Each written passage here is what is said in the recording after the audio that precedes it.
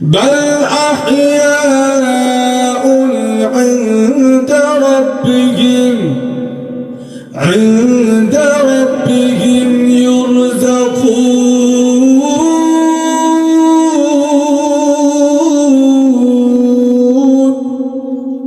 আল্লাহ বলেন যারা শহীদ হয়ে যায় এদেরকে তোমরা মৃত মনে করো না, বল আহইয়াউন, বরং এরা আমি আল্লাহ জিন্দা করে দেই, ইনদা রাব্বিহিম ইউরযাকুন, আমার কাছে নিয়মিত এদেরকে রিজিক পৌঁছায় দেয়।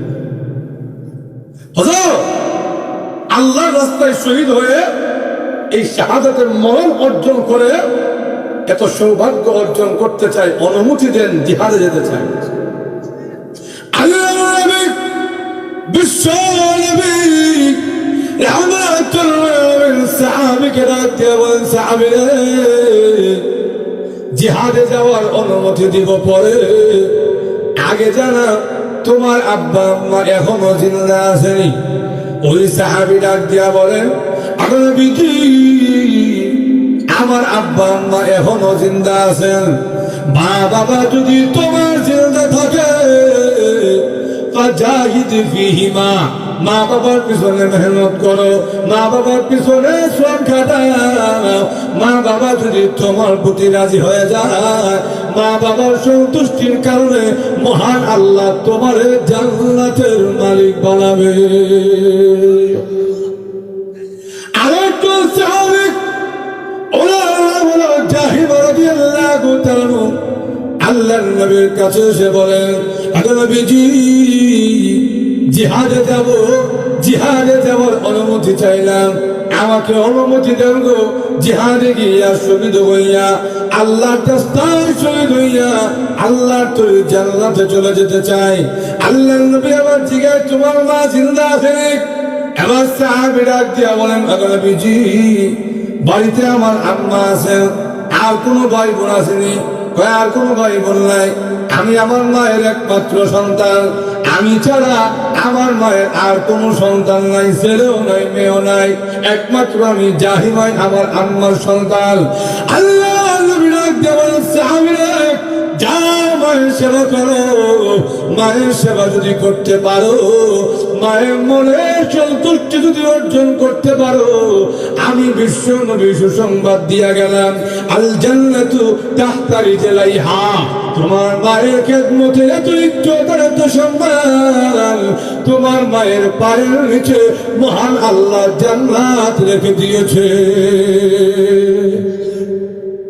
আল জান্নাতু তাহতা রিজলাইহা, তোমার মায়ের দুই পায়ের নিচে তোমার জন্য মহান আল্লাহ জান্নাত রাখছেন। আচ্ছা জোরে বলবে, লক্ষ্য করে দেখবে মা বাবার হক কি, এটা পরে বলবো। আগে লক্ষ্য করেন, রাসূল একজন সাহাবীকে বলছেন তোমার আব্বা আম্মা আছে না? আরেকজন সাহাবীকে শুধু জিজ্ঞেস করছেন তোমার মা আছে না? আল্লাহ ঘুমায় গেছেন, জোরে বলেন ঠিক না?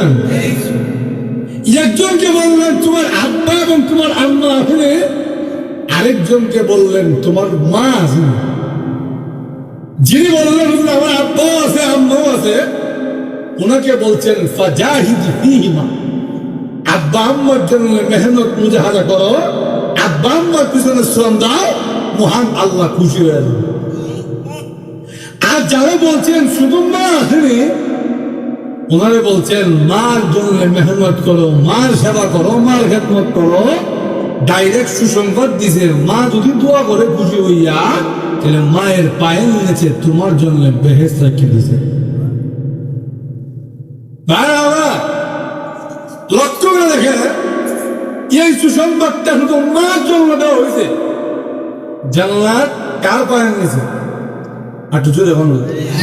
এক সাহাবী নবীজির কাছে এসে বলেন, নবীজি আমার আব্বাও আছে আম্মাও আছে, কিন্তু আপনার কাছে একটা প্রশ্ন। কি প্রশ্ন? মান আহাব্বু বিহুসনি সুহবাতি, আব্বা আম্মার মধ্যে সবচাইতে ভালো ব্যবহার পাওয়ার অধিক হকদার কি? প্রশ্ন বুঝছেন তো? আব্বাও আছে আম্মাও আছে, এখন সবচাইতে ভালো ব্যবহারটা কার লগে হবে?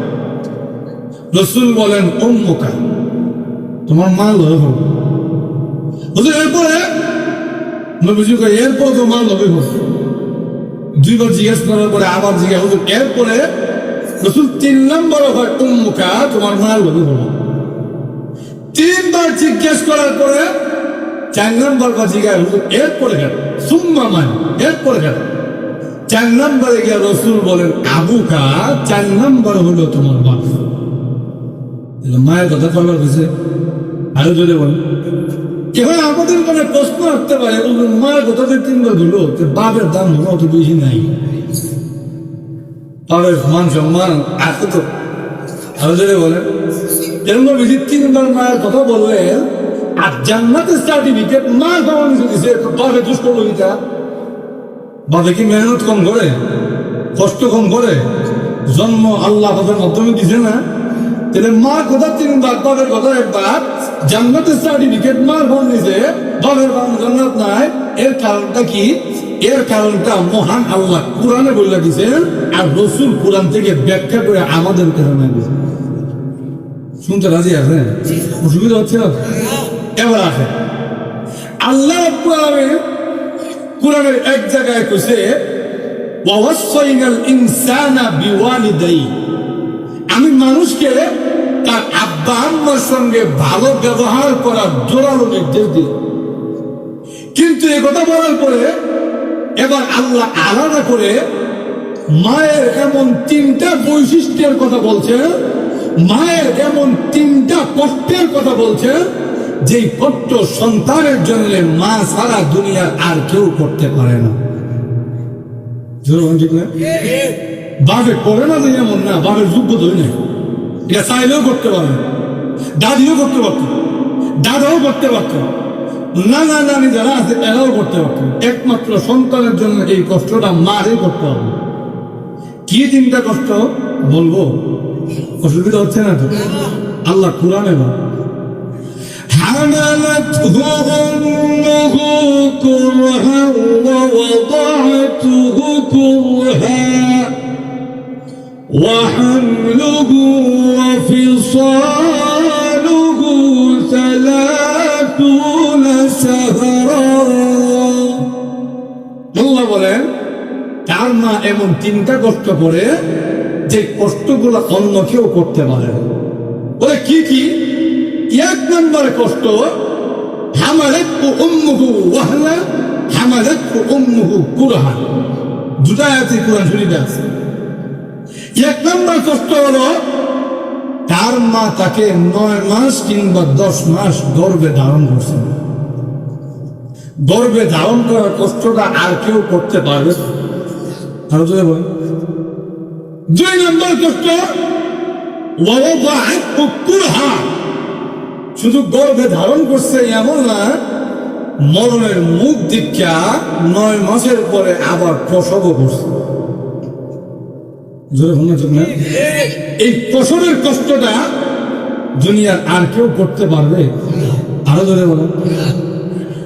লক্ষ্য করে দেখবেন পেটে যে একটা বাচ্চাকে ধারণ করে, এটা কিন্তু কোন সাধারণ বিষয় না। একটা মানুষ তার পেটের ভিতরে বাইরে উঠে এই 9 মাস মাকে অসহ্য যন্ত্রণা কষ্ট ভোগ করানো লাগে।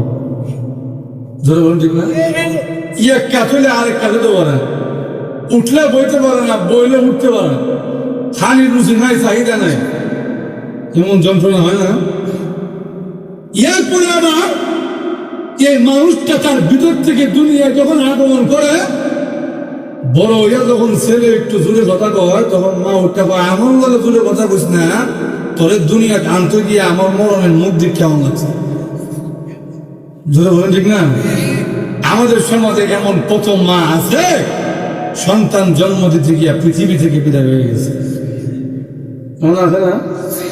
আল্লাহ এই জন্য কোরআন শরীফে বলেন তোমার মা তোমাকে এমন চিন্তা কষ্ট করে যেই কষ্টগুলো আর কেউ তোমার নিয়ে করতে পারে না। 1 নম্বরে হলো তোমার মা তোমাকে গর্ভে ধারণ করে, 2 নম্বর হলো তোমার কষ্ট করে মরণের মুখ দেখা দুনিয়ায় আনার জন্য প্রসব বেদনা সহ্য করে, 3 নম্বর হলো দুনিয়ায় আনলাই, মার দায়িত্ব শেষ না, বরং মার দায়িত্ব খালি শুরু। মা তোমাকে দুনিয়াতে আনার পরে 2টা বছর তোমাকে মা দুধ পান করায়।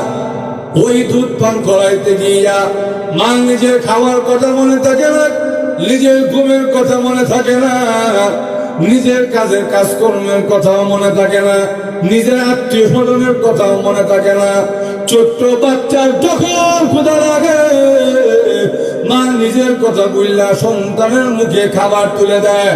রাত নাই, গভীর রাত নাই, সন্ধ্যা নাই, দিন নাই, যখন বাচ্চা খাওয়ার জন্য কান্না করে মা দেখবেন সবাই ঘুমায় থাকলেও বাচ্চার কান্না শুনে মা ঘুমাইতে পারে না। মা দুধ খাওয়ানোর জন্য বাচ্চার জন্য উঠে যায়। গভীর শীতের জমিতে আব্বা দেখা যায় পাশে ঘুমায় আছে, কারণ তার তো দুধ খাওয়ানোর কোনো টেনশন নাই, বেড়া না খেতে দিয়ে ঘুমায় রয়েছে। কিন্তু মা সন্তানের কারণে ঘুমাইতে পারে না।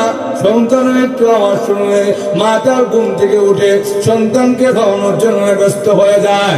এই জন্য আল্লাহ রাব্বুল আলামিন ডাক দিয়ে বলেন, পৃথিবীর মানুষেরা রে, তোমার মা 3টা এমন কষ্ট করে যে 3টা কষ্ট আর দুনিয়ার কেউ করতে পারে না।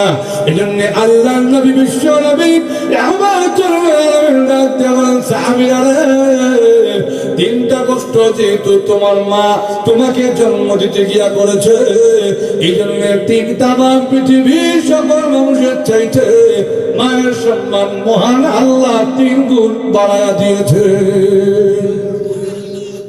শুধু 3 গুণ বাড়ায়া দিয়েছে আমাদের। অসুবিধা হচ্ছে না তো?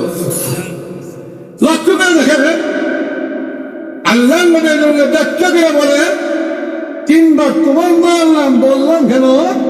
কারণ তোমার মা যেহেতু 3টা কষ্ট করছে, যে কষ্টগুলো অন্য কেউ করে না, এই জন্য তামাম পৃথিবীর চাইতে, খালি তোমার আব্বা না, পৃথিবীর সকল মানুষের চাইতে মহান আল্লাহ তোমার আম্মার 3 গুণ সম্মান বাড়ায় দিয়েছে।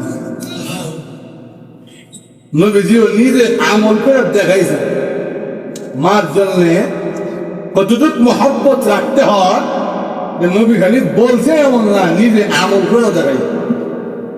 আমাদের নবীজি বিশ্ব নবী রাহমাতুল্লিল আলামিন ছোট্ট থাকতেই ওনার আম্মা পৃথিবী থেকে বিদায় হয়ে গেছে।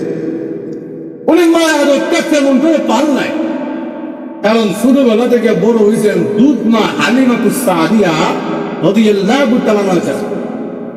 মার কাছে যখন আইছে এর কিছুদিন পরেই, যখন মার আদরটা খালি পাওয়ার সময় হয়েছে, এই সময় ওনার মা পৃথিবী থেকে বিদায় হয়ে গেছে।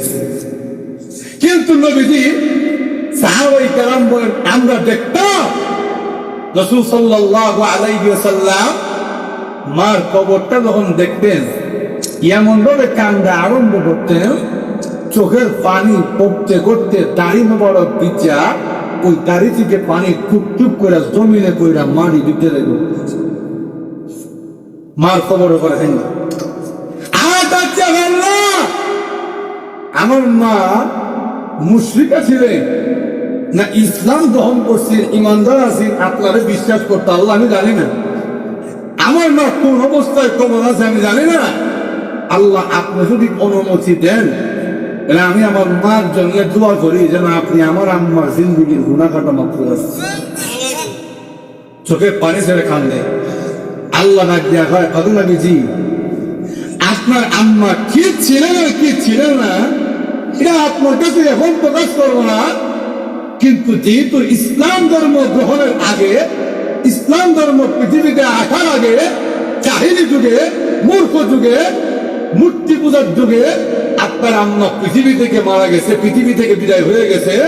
এই জন্য আপনার আম্মার কবরের পরে দাঁড়াইয়া আপনি আমার কাছে মাগফিরাতের দোয়া করেন না, তাহলে অন্যান্য সাহাবায়ে কেরামও তাদের মুশরিক এবং কাফের আব্বা আম্মার কবরে দাঁড়াইয়া মাগফিরাতের দোয়া করেছে। দুটো বলেন ঠিক না? আমার মাত্রা বুঝছেন তো? আমাদের সমাজে অনেকে আছে দেখবেন প্রশ্ন করে, আমাদের নবীর আব্বা আম্মা জান্নাতি না জাহান্নামী? আরে বাবা রে, উত্তর আগে এমন প্রশ্ন করে না, যে প্রশ্নের উত্তর নবীজি দেন নাই, আল্লাহ দেন নাই, আমাদেরও দেওয়ার এখন জানার কোনো দরকার নেই। একটু জোরে বল না। আমি পরে গেছি আমার নবী আব্বা আম্মা জান্নাতে না জাহান্নামে, আমি জান্নাতে না জাহান্নামে হবো এমন নিয়ে জোরে বলেন ঠিক না? আগে নিজের খবর নিয়ে চিন্তা করেন, এরপরে কে কোথায় যাইবো এটা পরের বিষয়, এটা আপনার দেখার বিষয় না। আপনি কই যাবেন এটা আগে ঠিক করেন। জোরে বলেন ঠিক না? নবীজি চোখের পানি ছেড়ে কান্দে, আল্লাহ আপনার অনুমতি দিলাম না, কারণ আপনার দেখা দেখি আপনাকে অনুমতি দিলে আরো যারা কাপড় অবস্থায় মারা গেছি এদের সন্তান এদের খবরের সামনে দাঁড়াইয়া আমার কাছে খবর আপনার জন্য ঠিক না? আপন মারে পাইছেন, কিন্তু দুধ মা একজন আছে না নাই? আরো ধরে বলেন, উনি আবার নবীজির হাতে হাত রেখে কালিমা বলে মুসলমান হইল। সাহাবাই করার পরে একদিন নবীজি সাল্লাল্লাহু আলাইহি ওয়াসাল্লাম কুরবানির গোশত বন্টন করতেছেন, ইয়াকসিমু লাহমা বিল জিরানা। মক্কা এবং তায়েফের মাঝখানে একটা জায়গা আছে, জায়গাটার নাম হলো জিরানা। ওই জায়গায় বসে নবীজি গোশত বন্টন করতেছেন। হঠাৎ তাকায় দেখে সিরিয়ার বাহিরে একজন বৃদ্ধা মহিলা একটা ব্যাগের দোলা লইয়া রসুলের দিকে আগাইতেছে।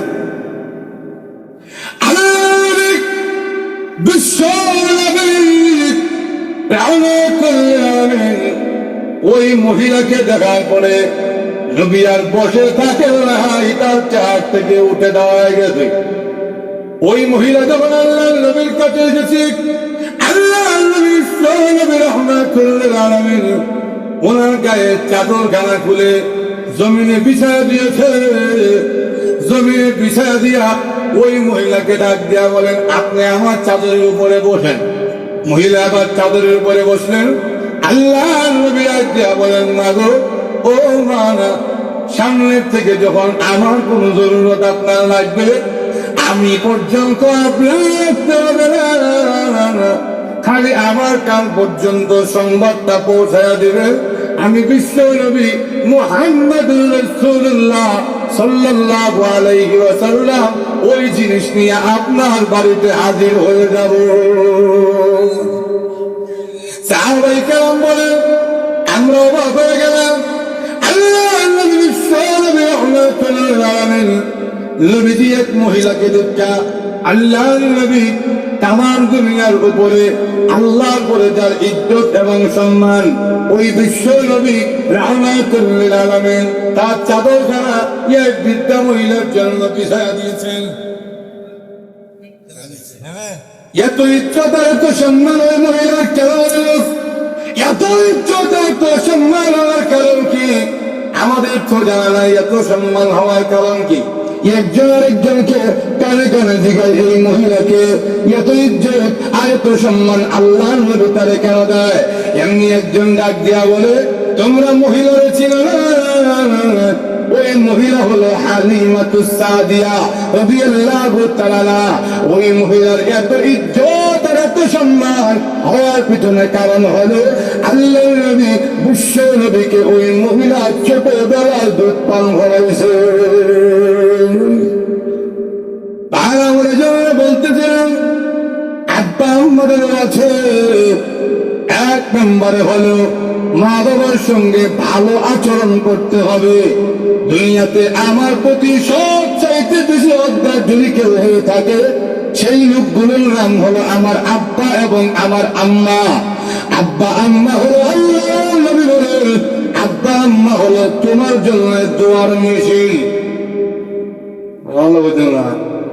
এই দোয়ার মেশিন এমন মেশিন, এই মেশিন থেকে দোয়া বের হইতে দেরি হয় আল্লাহ রাব্বুল আলামিন আরশে আজিম পর্যন্ত পৌঁছতে দেরি হয় না। আল্লাহ নবীর উম্মত রিদা রাব্বি ফি রিদাল ওয়ালিদ ওয়া সাখাতু রাব্বি ফি সাখাতিল ওয়ালিদ। তোমার আব্বা আম্মা যদি তোমার প্রতি রাজি হয়, তোমার আব্বা আম্মা যদি তোমার প্রতি সন্তুষ্ট থাকে, আশা করা যায় আমি নবী তোমাকে সুসংবাদ দিলাম, মহান আল্লাহ রাব্বুল আলামিন তোমার প্রতি রাজি হয়ে যান। একটু জোরে এখন আমার জন্য তোমার মা বাবা তোমার প্রতি নারাজ হয়ে যায়, মা বাপ যদি তোমার প্রতি সন্তুষ্ট না থাকে, আব্বা আম্মা যদি তোমার প্রতি রাগান্বিত থাকে, কোনো কারণে মা বাবার মনে যদি তোমার প্রতি কষ্ট থাকে, তোমার আমলগুলো আল্লাহ পর্যন্ত পৌঁছে না, আসমান আর জমিনের মাঝখানে আল্লাহ আটকায় দেয়। আগের আমল যেহেতু কবুল হয় না, নতুন করে আমলের আগ্রহ আর সৃষ্টি হয় না।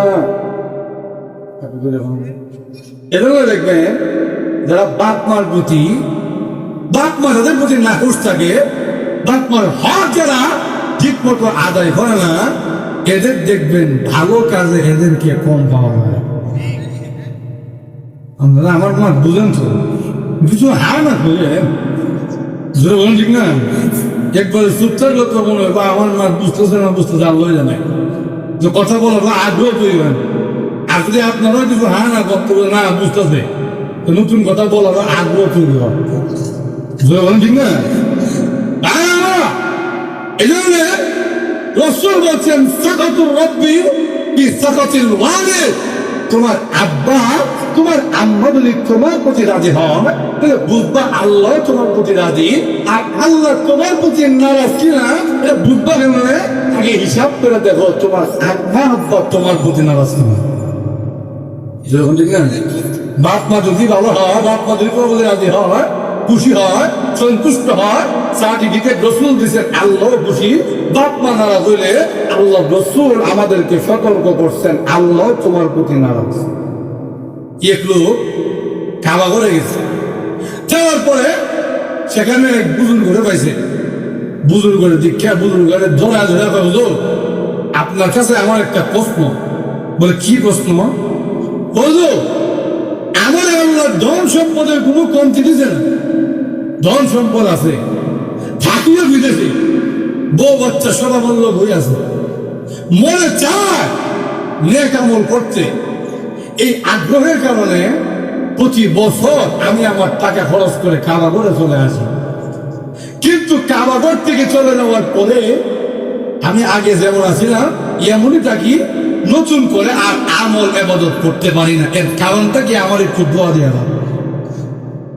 বুজুর্গটা কয় তোমার যে ইবাদতের প্রতি আগ্রহ হয় না, আমার হিসাবে যেটা আমি বুঝি, আগে বলেছেন তোমার আব্বা আম্মা জিন্দা আছেনি, হচ্ছে আছে, বাপ মার লোকে তোমার ভালো পরিচয় আসেনি, ভালো সম্পর্ক আসেনি। হুজুর আব্বা আম্মার লোকে গত 10 বছরে কোনো সম্পর্ক নাই, দেশেও যাই না, দেখাশোনাও নাই, এদের খোঁজ খবর রাখতে পারি 10 বছর। হুজুর এবার কয় তাহলে আমার হিসাবে ঠিকই আছে, তোমার যে ইবাদতের আগ্রহ হয় না, এর মূল কারণ হলো তোমার মা বাবার সঙ্গে তোমার সম্পর্ক ভালো। যাও দেশে গিয়া বাপ মার কাছ থেকে মাফ চাওয়া আনো, বাপ মা যদি মাফ করে দেয় আশা করা যায় আল্লাহ মাফ করে দেয়, তাই নাকি? বলে হ্যাঁ। দেশে আসছে পরের দিন, দেশে আসার পরে 10 বছরে দেশের লোকের সম্পর্ক নাই, যোগাযোগও নাই, খবরও নাই, দেশের মানুষও তারে চিনে না, হেও দেশের মানুষ চিনে, রাস্তাঘাটও তো আগের মতো নাই। কারণ আমরা সময় দেখা যায় 2 বছর পরে এক জায়গায় এলে আসি না যায়, বলেন ঠিক না? এখন যখন চন্দনিয়া আইছে, নন্দনপুর বাজার থেকে আর চন্দনিয়া রাস্তা চিনে, এখন একজনের জায়গায় বা আমি চন্দনে যাইতাম, রাস্তাটা দেখাই দিচ্ছে। আস্তে আস্তে যখন আগাইতে যখন চন্দনিয়া ঢুকছে, বাড়ির রাস্তা কোনটা এগুলো ঠুকায় ভাই, এখন জিজ্ঞাসা তো কেমনে কারে ভালো তো কেউ ছিলেন না। যেমন একজন মুরব্বীর লোককে দীক্ষা পাওয়া ভাই যান চাষা ঠিক আছে গেছে, চাষা আপনি এমন চিনছেন তোমার চেহারাটা চেনা চেনা লাগে, কিন্তু ভালো করে চিনছেন, আমার জন্য চিনেন সমস্যা নাই। আপনি কি সবির আলীটা চিনেন? সবির আলী তো চিনি, সবির আলীর বাড়িটা কোনটা আমার একটু দেখায়। সবির আলী বাড়ির দেখিটা করতাম, সবির আলী তার দুনিয়াত নাই, পৃথিবী থেকে বিদায় হয়ে গেছে। মনে মনে কান্দে, আহা আমার বাপ পৃথিবী থেকে বিদায় হয়ে গেল, কেমন পুরাঙ্গার সন্তান, বাপের জানাজাটা কর্মদূরের কথা, শেষবারের মতন বাপের লোকের কথাও হতে পারছে।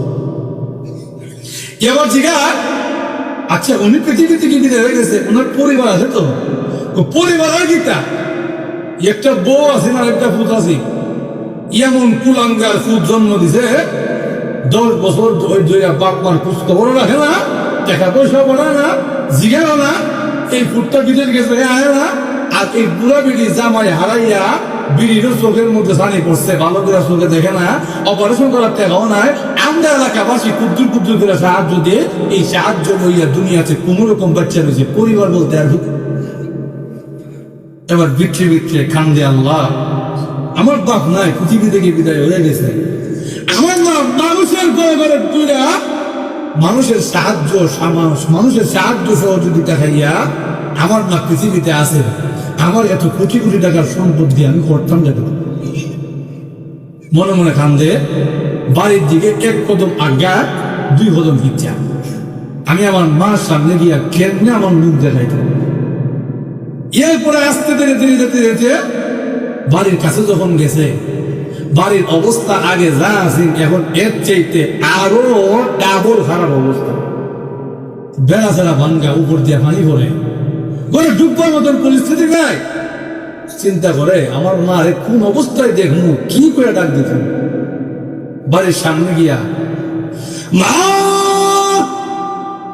এই লোকটা বলে যখন ডাক দিয়েছে, এমনি টাকা দেখে ঘরের ভিতর থেকে মা ডাক দিয়া বলে, তুমি কে গো? এত মধুর নামে আমার ডাক দিয়েছ, গত 10টা বছর ধরে এই ডাকটা শোনার অপেক্ষায় আছি, কিন্তু গত 10টা বছর পার হয়েছে, এত মধুর সুরে আমার তো কেউ ডাকে না। আমার সন্তান বিদেশে চলে গেছে, না জানি আমার সন্তান আবার ফিরে এসেছে। মা চোখে দেখে না, চোখের মধ্যে ছানি পড়েছে, কিন্তু মা লাঠি পর দিয়া দিয়া উঠানের বেড়ার মধ্যে হাত দিয়া দিয়া মা গেটের সামনে যখন এসেছে, এবার মা টান দিয়া বুকের সঙ্গে লাগাইয়া মা ডাক দিয়া বলে, সন্তান রে, আমি চোখে দেখি না, ভালো করে তোরে আজ করতে পারি নাই, ভালো করে তোরে টার করতে পারি নাই, কিন্তু তুই যেই মাত্র আমাকে মা বলে ডাক দিয়েছিস, তোর মা ডাক শুনে আমি বুঝে গেছি আমার সন্তান আমার বুকে আইছে। তুই যখন আমার ডাক দিয়েছিস, তোর ঘ্রাণ আমার নাকে এসেছে, আমার বুঝতে বাকি নাই আমার সন্তান আমার কাছে ফিরে এসেছে। সন্তান এবার মাকে বুকে জড়াইয়া চোখের পানি ছেড়ে দিয়ে কাঁদে, আর ডাক দিয়া বলে, মা গো, ও মা, আমি তো ভাবছিলাম আপনি আমার লাঠি দিয়ে বাইরে বানাইবেন, আমি তো ভেবেছিলাম আপনি আমাকে নিজের সন্তান বলে পরিচয় দিবেন না। আমার আব্বা পৃথিবী থেকে বিদায় হয়ে গেছে, আমি কেমন কুলাঙ্গার হইলাম, আমি আমার আব্বার খোঁজ খবর নিতে পারি নাই। আপনি চোখে চানি পড়েছে, চোখে দেখেন না, আপনারা পড়াশোনা করার মতন কোন ব্যবস্থা আমি গ্রহণ করি নাই। মা গো, ও মা, এমন কুলাঙ্গার সন্তানকে নিজের সন্তান বলে কেন পরিচয় দিলেন? সন্তান রে, তুই না আমার ভুলে যাইতে পারি, আমার খোঁজ খবর না রাখতে পারি, কিন্তু তুই সন্তান রে 10টা মাস পেটে রেখেছি, তোরে 2টা বছর আমি দুধ পান করাইছি, তোরে আমি মরণের মুখ দিকে এই দুনিয়াতে প্রসাদ করেছি, তোর সুখে আমি সুখী হয়েছি। তুই যখন ঘুমাস না, তামাম পৃথিবীর মানুষ ঘুমায় গেল, আমি মা তো ঘুমাইতে পারি নাই। যে এত মহব্বত দিয়ে তোরে বড় করেছি, আজকে তোরে আমি কেমনে ভুলে যাই? তামাম পৃথিবী তোরে ভুলে যেতে পারে, কিন্তু আমি মা তো একটা মুহূর্তের জন্য তোরে বলতে পারি না। তোরে পাইয়া তোর জবান থেকে মা মা ডাকটা শুনে আমি আমার পিছনের সমস্ত কথা আমি ভুলে গেছি। তোরে আমি আমার মন থেকে সকল অপরাধ ক্ষমা করে দিয়েছি। আমার চোখের পানি ছেড়ে দিয়ে কারণে মাগো, আমার জিন্দগির অপরাধ আপনি মাফ করে দেন। যত ভুল করেছি সকল ভুল আপনি মাফ করে দেন। আমি আপনার হক আদায় করতে পারি না, আমার এই অপরাধ গুলো আপনি মাফ করে দেন। এবং মার কাছ থেকে ক্ষমা চাইয়া এবার করে না, আমি আমার আব্বারে যেমনি হারাইছি আম্মারে এমনি হারাইতে দিব না। পরের দিন মার সঙ্গে সঙ্গে মাকে নিয়ে রওনা করেছে। আপনি যেখানে যাবেন আমিও সেখানে যাব, লাগলে আমার পরিবারে আবার বিদেশ থেকে নিয়ে আসবো, কিন্তু আপনাকে ছেড়ে আমি আর কোথাও যেতে পারবো না। পরের বছর যখন আবার গেছে, কাবা শরীফ যখন দেখেছেন, কাবায় গিয়ে আবার ওই বুজুর্গরে পেয়েছেন। এবার ওই বুজুর্গরে বুকে সঙ্গে চড়াইয়া এবার ওই লোকটা ডাক দিয়া বলেন, আমার আল্লাহর মালিক, এবার আমার আপনার কথা বুঝে এসেছে। আমি যে আগে আগ্রহ পাইতাম না, এখন দেখা যায় আমার এই রূপটা আর নাই। এখন দেখা যায় এবাদতের মধ্যে আমার অনেক মজা আছে, এখন দেখা যায় অনেক কাজ করতে বড় ভালো লাগে। এখন বুঝলাম আব্বা আম্মার অসন্তুষ্টির কারণে আল্লাহ আমার প্রতি নারাজ ছিল, আমার আমলগুলো এবাদতগুলো আল্লাহ পর্যন্ত পৌঁছায় নাই। আল্লাহর ওলি ডাক দিয়া বলে, আল্লাহর বান্দা, বাপ মা যদি তোমার প্রতি নারাজ থাকে, লেখ আমলগুলো আল্লাহ আর আজিম পর্যন্ত পৌঁছায় না, আসমান আর জমিনের মাঝখানে আটকে থাকে। যেহেতু আগের আমল কবুল হয় না, এই জন্য সামনে ইবাদত করতে আগ্রহ আর সৃষ্টি হয় না। ভাই আমার জন্য বলতেছিলাম, আব্বা আম্মার হক যদি আদায় করতে হয়, এক নম্বরের হক হলো আল্লাহ রাব্বুল আলামিন নিজের কোরআনের মধ্যে বলেছেন, ওয়া কাদা রাব্বুকা আল্লা তা'বুদু ইল্লা ইয়া ওয়া বিল ওয়ালিদাইনি ইহসানা। বাপ মায়ের এক নম্বরের হক হলো যে কোনো মূল্যে, যে কোনো মুহূর্তে, সব সময় তোমাকে তোমার আব্বা আম্মার সঙ্গে ভালো ব্যবহার করতে হবে। যুবক ভাই যারা আছেন, অনেকেই আছেন আপনাদের আব্বা আম্মা দুজনই আছেন, একটু বয়স্ক যারা আছে ওদের যে কোনো একজন আছে, ঠিক না? আবার এখানে অনেকে আছে তাদের আব্বাও নাই আম্মাও নেই, আছে না? এমন এদের জন্য কিছু হক আছে, অসুবিধা হচ্ছে না তো? কষ্ট করে দেখে যাদের আব্বা আম্মা জিন্দা আছে, আপনাদের এক নম্বরের হক হলো, হোক আব্বা অথবা হোক আমার আম্মা, এক নম্বরের হক হলো আল্লাহ বলছে বিল ওয়ালিদাইনি ইহসানা, আই আকসিমু বিল ওয়ালিদাইনি ইহসানা। যে কোনো মুহূর্তে, যে কোনো মূল্যে তোমার আব্বা আম্মার সঙ্গে ভালো ব্যবহার করতে হবে। ঠিক না? অনেক সময় বউয়ের বালিশ পরা না মার লগে লেগে গেল, আছে না? বালিশ পরা বুঝিনি এখন আল্লাহ ঘুমাই গেছেন নাকি? আল্লাহ রাত্রেবেলা শুইয়া যখন এক লোক ঘুমাইছে, এমনি উঠে কয়, আপনার আম্মা আজকে যে একটা খান করলো, বেরোছিল খেতে করছে, পরে আমি গেছিলাম বিড়িতে খাওয়ান দিতাম, এমনি একটুখানি দিকে আমার খাওয়ান জাল বেশি হয়ে গেছে গা, এমনি আমার সহ্য গুছিয়ে গালি দেবার আরম্ভ করছে। এও কয়, আম্মা খান্না করলো দিতে, তোমার বুঝে রাখতে পারছে না? সারাদিন বিড়িলে হাড়ো কষ্ট করো, আমার ভিডিও তো খবর পরে আজকে সকালও মারে গেছি কেন? বলেন ঠিক না? কেমন হয় কি হয় না? অনেক সময় শ্বশুর বাড়ির লোকজনের খান মন্ত্র না ও মা বাবার বিরুদ্ধে বলাবান যাই, বলেন ঠিক না? এত টাকা পয়সা দিয়ে কামাই করতেছ, ভবিষ্যৎ নাই, সব জেলা রত্ন খেতে, তোমার জীবন খাবো কিটা? জোরে বলেন ঠিক না? এমন আছে না? বিয়ের চেকটা যে রক্ত পানি করে দেয় আমার, এটা কিছু শ্বশুরে ভয় কমে রে, এটা কিছু মার কিছু না দিয়া কিছু বড় দিতে দিল, এটা মা তো নিয়ে আরেকবারে দেয়, নিয়ে তো আরেক বলে দেয়। বিভিন্ন সময় বিভিন্ন জনে আপনার কানে মন্ত্র দিবে, আর আপনিও গিয়া দেখবেন কথা যেটা ভয় এটা সবচেয়ে মিশা, যেমন না কিছু হাস হবে আছে। ঠিক না? এই মুহূর্তে আপনি করবেন কি, এটা হচ্ছে মূল বিষয়। আপনি দেখলে আপনার বউ আপনার মারে নিয়ে যা যা কর সব সব, আপনার মা গালি গালা শুরু করে, আপনার মা 19 থেকে 20 লাড়ি দেওয়া শুরু করে, মুখ দিয়ে অশ্রাব্য কথা বলা শুরু করে, বহাবহি আরম্ভ করে, অথবা আপনার টাকা পয়সা দিচ্ছেন মা 5,000 টাকা, মা আপনার ফল কিনা খাই না, এই 5,000 টাকা বিড়ি ফল না খাইয়া নিজের বড় জির কাছে বাড়াই দিয়েছে, হয় না? সব ঠিক আছে, কিন্তু আপনি করবেন কি? আল্লাহ বলেন কি করবি এটা আমি শিখাই দিয়ে, ওয়াহফিদ লাহুমা জানাহাদ দুল্লি মিনার রাহমা ওয়ালা তাকুল লাহুমা উফিন ওয়ালা তানহারহুমা। তোমার মা যা যা যা তোমার কাছে বলছে সব সত্য। তোমার মা তুমি ইসলাম পড়াইতে দিলে না ভাইয়া আরেকজনকে দিলা। তোমার সম্পদ ইসলামের কাছে জমা এমনি ইসলামের কাছে রাখার লাগিয়া মা তোমার সম্পদ নিয়ে আরেকবারে দিলাইছে, সবই ঠিক আছে। তুমি তোমার মার কাছে গিয়া বিষয়টা বলতে পারো, জানার জন্য বলতে পারো, কিন্তু সাবধান, মুখ দিয়ে খালি উফ এই শব্দটাও উচ্চারণ করতে পারবে না। একটু জোরে বলবো, ধমক দিবা তো দূরের কথা, পালা তাকুল লাহুমা উফিন, উফ না যন্ত্রণা না, এই কথাটাও মা রে বাপে রে বলা যাবে? আরো জোরে বলে, এই কথাটা কি আমার কথা? আপনাদের বড় হুজুরের কথা? কার কথা? আরো জোরে বলেন। আল্লাহর কথা অমান্য করার অধিকার আমাদের আছে। আরো জোরে বলেন, কি করবে? আল্লাহ বলেন ওয়াহফিদ লাহুমা জানাহাদ দুল্লি মিনার রাহমা। বাপ মার সামনে গিয়া দুই হাত পরজোর হইয়া বিনয়বনত হইয়া মাথা নিচু হইয়া বাপ মার সঙ্গে কথা বলতে হবে। অনেকে হাত হইয়া এটা কবিতা, জোরে বলেন ঠিক না? আমার কথা না, কোরআনের আয়াতের অর্থ বুঝেছে।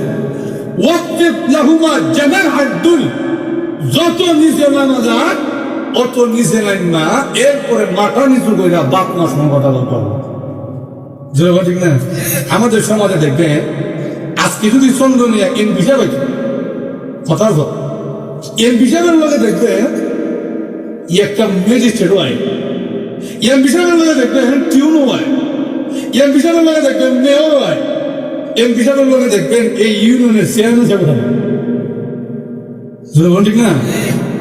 এম বিষয়ে থাকবে মেয়র সাহেব, এমনি মেয়র সাহেব দেখবেন দেখবেন লক্ষ্য করে দেখবেন হাত দুইটা এমন করে মাথা রাখতে বলে তো জি স্যার বলেন আমি আছি। ঠিক না? এর বেশি জোরে কথা বলার অধিকার মেয়রের আছে, টিউনোর, চেয়ারম্যানের, মেম্বারের আছে। এমপি সাহেবের সামনে যেমন গিয়ে বসে যেমন গিয়ে দাঁড়াইছে ওই পুরা সুরতটা আল্লাহ কোরআনে আল্লাহ কইছে, এমপি সাহেবের সামনে যে সুরতে খাড়াইছে, যে সুরতে বসে ওই পুরা সুরতটা আল্লাহ কোরআনে আল্লাহ কইছে দুনিয়ার কারো জানলে না কেমন নিচু হইয়া তোমার আব্বা আম্মার সামনে বসতে হবে।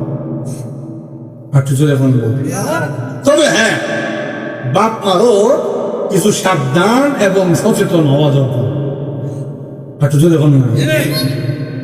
সন্তানাদের হক কষ্ট করা যাবে। আরো যদি বলেন, আপনি যদি ছোটবেলা থেকে সন্তানের হক না বুঝা দেন তাহলে সন্তান বড় হয়ে বাপ মার হক দিবে এমন আশা করাটাও বোকামি ছাড়া কিচ্ছু না। আরো ধরে বলেন, আপনার ছেলে আপনার কাছে টাকা পাঠায় বিদেশ থেকে, কিন্তু আপনি আপনার ছেলের টাকা দিয়ে বাড়ি করলেন, বাড়ি করে বাড়ির মালিক বানাই দিয়েছেন শুরু করতে। কিয়ামতের কঠিন ময়দানে আল্লাহ আদালতে দাঁড়াইয়া জবাব দিতে হবে। জোরে বলুন ঠিক না? আপনি আপনার সন্তানের হক আদায় করেন, এরপর সন্তানের জন্য হক হইল বাপ মার সঙ্গে ভালো আচরণ করতে হবে। বাপ মাকে তার পরিপূর্ণ হক একমাত্র বাপ মাকে কামার হাতটুকু বুঝাইয়া দিতে হবে। জোরে বলেন ঠিক না? আল্লাহ কোরআনে বলেন, إِمَّا يَبْلُغَنَّ عِندَكَ الْكِبَرَ أَحَدُهُمَا أَوْ كِلَاهُمَا فَلَا تَقُل لَّهُمَا أُفٍّ وَلَا تَنْهَرْهُمَا وَقُل لَّهُمَا قَوْلًا كَرِيمًا। আল্লাহ বলেন, তোমার আব্বা আম্মার দুইজনের যে কোনো একজন যদি বৃদ্ধ অবস্থায় তোমার কাছে থাকে, হয়তো দুইজন অথবা যে কোনো একজন, হয়তো আব্বা অথবা হয়তো আম্মা, যদি তোমার কাছে থাকে বৃদ্ধ অবস্থায় দেখবেন বাপ মা কিন্তু বাচ্চাদের মতন হয়ে গেল। ছোটবেলায় আমি আপনি যা করতাম, বুড়া অবস্থায় দেখা যায় আমার বাপ মা আমার লোকে কাজ হতো, কিন্তু ছোট্টবেলায় আমি যা করতাম আমার বাপ মা যত আদর করে আমাদের বুঝাইতো, আমি কিন্তু অতটুক আদর করে আমার বাপ মারে বুঝাই না।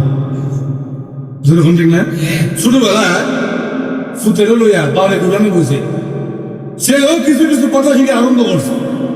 যেমন সময় ছেলে আটকে জেগে আব্বা ওই যে গাছের চালে এটা কি দেখা যায়, গাছের উপরে এটা কি দেখা যায়?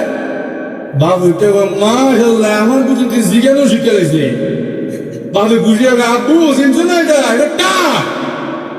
কিছুক্ষণ পর দেখবেন আবার একই কথা দুবার জিজ্ঞা বা এটা কিটা বাবা আরো বুঝি আমার কিছু জিজ্ঞাসা করে মাশাআল্লাহ আব্বু চিনছো না এটা এটা কাক।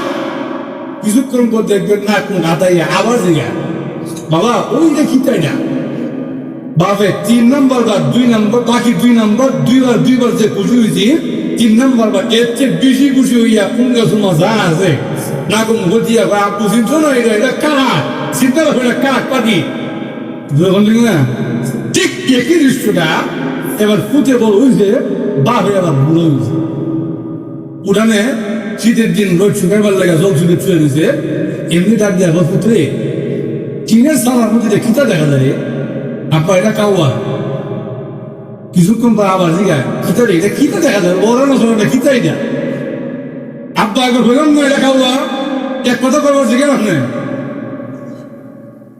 বললেন না 3 নম্বর যদি জিজ্ঞাসা না পুত্রে এটা খিতা দেখবেন এটা খিতা এমনি একটা বুড়ো হয়েছিল হয়তো না বুড়ো হয়েছিল অত কথা জিজ্ঞাসা আপনি মসজিদে গিয়ে তসবিরা পেয়েছেন কোন গুরুত্বপূর্ণ মিটিং করলে বড়ের লোকজন বইয়া বুড়া বেড়া দেখবেন লাঠি লইয়া জিজ্ঞাসা খিতা হয়েছে রে কিতা কথা কষ্টরা অত কথা আমি শুনলাম না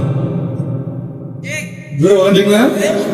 আল্লাহ রাব্বুল আলামিন বলেন না না তোমার আব্বা আম্মারে যদি আমি তোমার কাছে বৃদ্ধ অবস্থায় পাঠাই তাহলে এদের সঙ্গে গালাগালি মন্দ কথা কটু কথা সত্য কথা বলবো তো দূরের কথা এই শব্দটাও বলতে পারবে।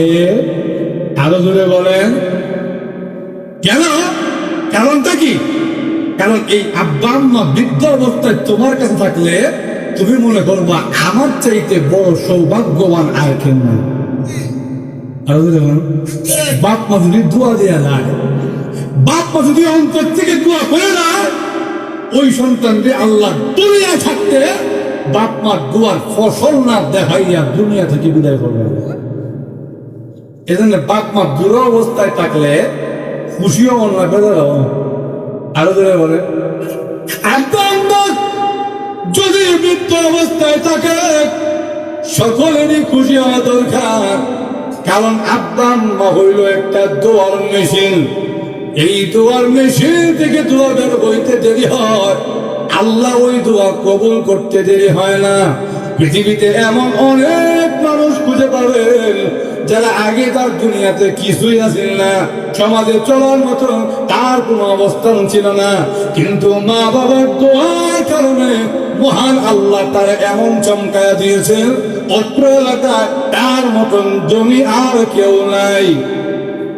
এমন দেখছেন না আমাদের সমাজে ভুল করে দেখছিলাম। অসুবিধা হচ্ছে আপনাদের জায়গা যখন বন্টন করে তোমার ভাইরা আব্বা আম্মারা আগ্রহী করে রাখছে বড় ভাই যে আমাদেরকে রোডের খানিক যে জায়গাটা আছে এটা দেওয়া লাগে।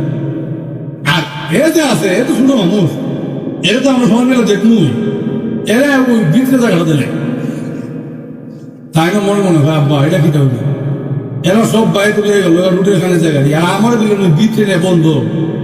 তো ওনার আব্বা ওনার নিজ মুখ থেকে আমি শুনছি ওনার আব্বা ওনারে হয়েছে পুত্রে সবর করবো আমি দোয়া করলাম আল্লাহ তোমার জীবনে দোয়া হয়ে গেছে। ঠিকই দেখা গেছে চোখের পরিবর্তে রাস্তাটা আছে এটা সব সরকারে বাইয়া সোজা বানাই না, এবার ওই জায়গাটার মধ্যে বিশ্ব রোড বানাইছে। বিশ্ব রোড যে বানাইছে বিশ্ব রোডের রাস্তার পাশে যে মার্কেটের প্ল্যান করছে সরকারে ওই মার্কেটের জায়গায় বসছে ওই ছোট ভাইয়ের বন্ধের জায়গা। তো রাস্তার জায়গা হয়ে গেছে এখন রাস্তা, আর বিশ্ব রোডের মোড়ের পাশে মার্কেটের যে জায়গা এই জায়গার মালিক হয়ে গেছে এখন শুধু ভাই। এখন বড় ভাইরা দেখা যায় 12 বছর চলন লাগে আর শুধু ভাই পুরা বিশ্ব রোডের জায়গার মালিক। এখন আমাদের ব্রাহ্মণবাড়িয়া বিশ্ব রোড দেখুন আপনারা ওই বিশ্ব রোডের আশেপাশে যত মার্কেট আছে সব মার্কেটের মালিক এখন ওই লোক। এবার বলেন তো দেখি আল্লাহ তাদের দিছে না দিছে না?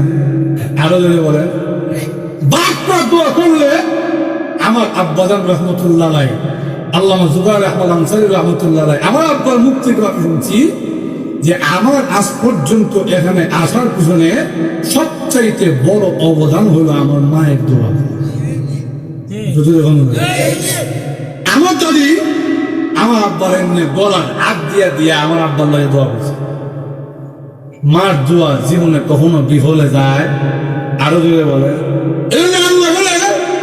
বাপ মার তুমি দমক দিবা দূরের কথা, বাপ মারে উফ শব্দটাও বলা যাবে।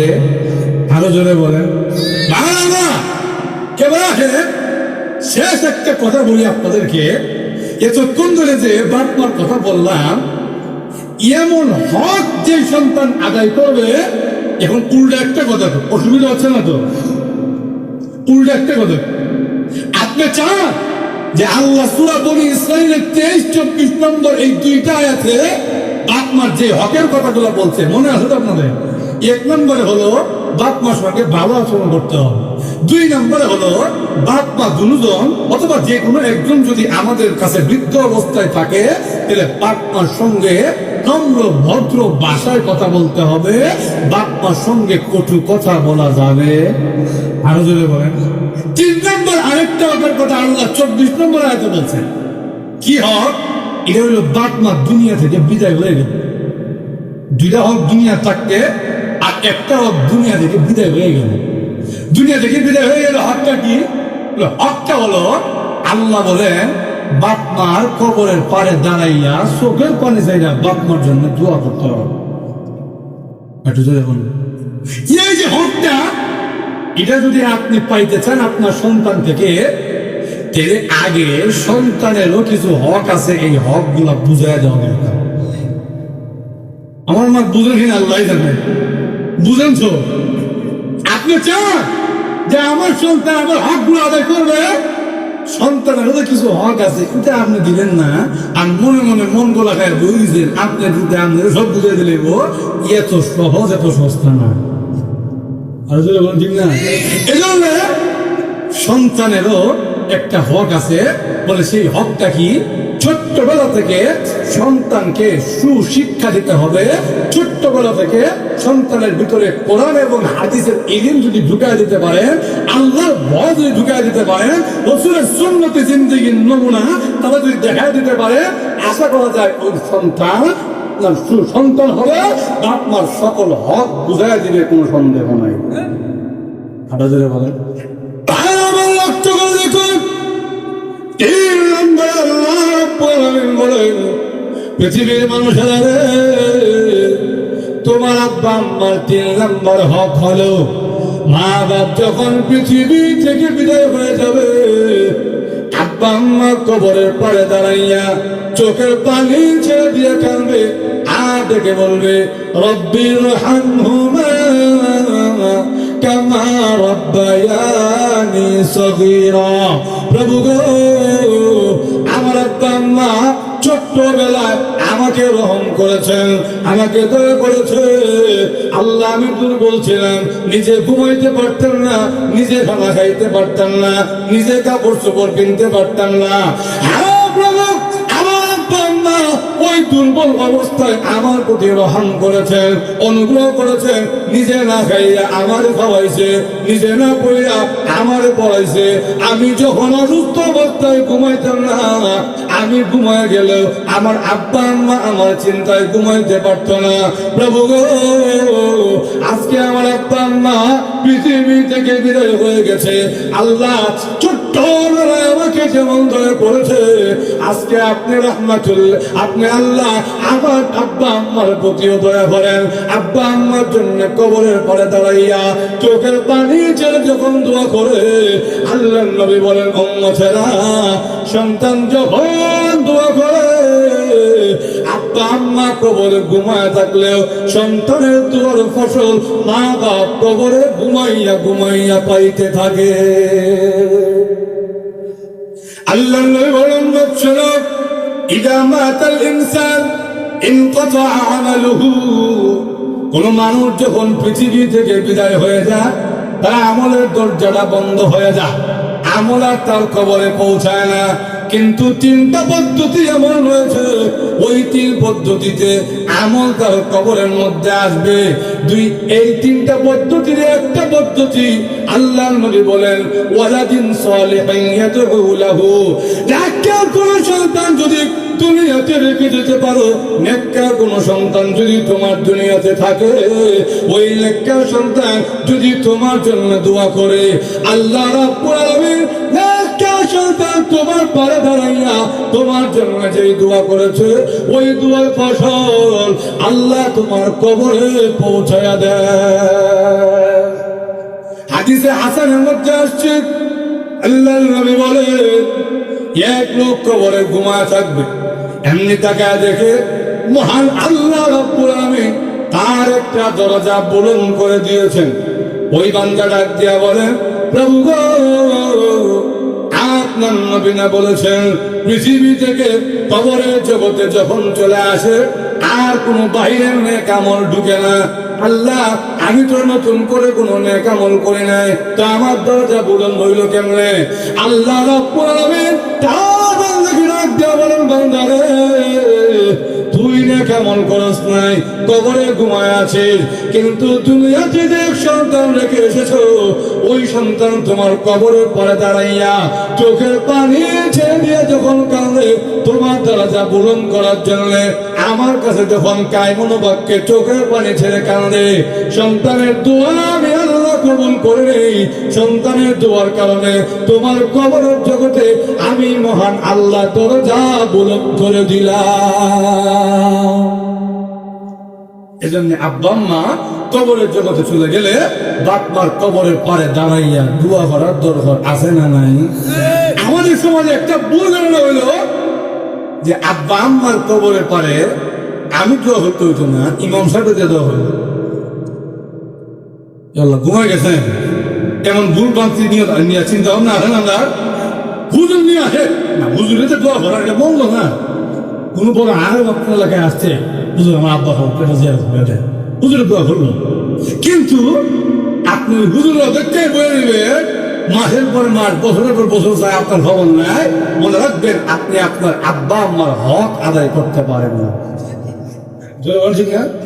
আপনার দোয়া যদি পারেন না, কিন্তু বাংলায় দুলুক করতে পারবেন, আল্লাহ আমার আব্বার জিন্দিগির গুনাহ মাফ করে দেন, আল্লাহ আমার আব্বার জিন্দিগির গুনাহ মাফ করে দে। এতটুকু তো চোখের পানি ছেড়ে বলতে পারবে। আপনি যতটুকু মায়া মহব্বত নিয়ে বলবেন, অন্য কেউ কি এতটুকু দরদ নিয়ে বলতে পারবে? আরো ধরে বলে, এজন্য বাপ মার কবর নিয়মিত জিয়ারত করবে, বাপ মার জন্য সৎকা করবে, বাপ মার জন্য দান করবে, বাপ মার কবরে পড়ে দাঁড়াইয়া আল্লাহ যে দোয়া শিখেছে, রব্বির হামহুমা কামা রব্বায়ানি সগীরা, এই দোয়া নিয়মিত পড়বে। এই তিনটা কাজ, দুইটা হলো বাপ মা দুনিয়া থাকতে, একটা হলো বাপ মা দুনিয়া থেকে বিদায় গ্রহণ করার পরে। এই তিনটা হক আদায় করতে পারলে আশা করা যায় বাপ মা আপনার প্রতি সন্তুষ্ট থাকবে, মহান আল্লাহ আপনার প্রতি রাজি থাকবে। রাজি আছেন না ইনশাআল্লাহ? রাজি আছেন তো ইনশাআল্লাহ? আল্লাহ রাব্বুল আলামিন আমাদের সবাইকে বোঝার, আমল করার তৌফিক দান করুন। সকলেই বলেন আমিন। ওয়া আখিরু দাওয়ানা আলহামদুলিল্লাহি রাব্বিল আলামিন। আসসালামু আলাইকুম ওয়া রাহমাতুল্লাহি ওয়া বারাকাতুহু। আলহামদুলিল্লাহ, সম্মানিত উপস্থিতি, আমরা এতক্ষণ যাবৎ হযরত আনসারী সাহেব রহমাতুল্লাহ আলাইহি সাহেবদের কাছ থেকে অত্যন্ত গুরুত্বপূর্ণ আলোচনা শুনছিলাম। এ পর্যায়ে আমাদের সামনে দেখতে পাচ্ছি উপস্থিত হয়েছে এদেশের